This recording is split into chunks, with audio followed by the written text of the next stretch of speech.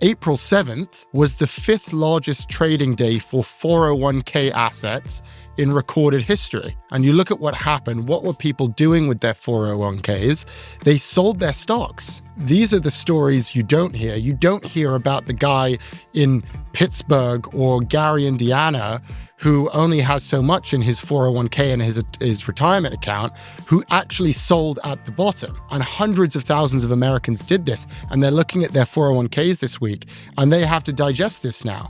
They have just registered not an unrealized loss, but a realized loss of 10% or more because they sold. For many of us, it was just a wild week, right? It went up and went down and went up and went down.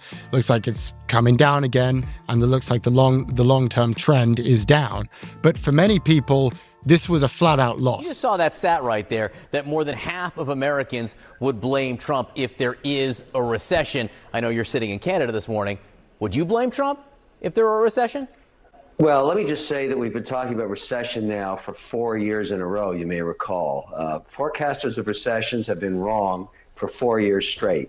So probabilities of 32 to 55%, that's interesting, but we are not in a recession right now. It really depends on how long these tariff wars go on for. I mean, it's widely assumed right now that the European bloc, the British, Swiss, Canadian, and Mexican deals will get resolved in relatively short order. The giant question mark, and certainly this is on Powell's mind when he refuses to drop rates, is how long will the China situation last? Because that one looks far more complicated. It's not just trade and tariffs. It's IP theft and access to markets and WTO issues. There's a lot on the table with China. And so I would argue right now that people that count out the American economy are constantly wrong all the time. It's the largest economy on earth. Represents, 26% of the world's GDP and almost 40% of all consumables.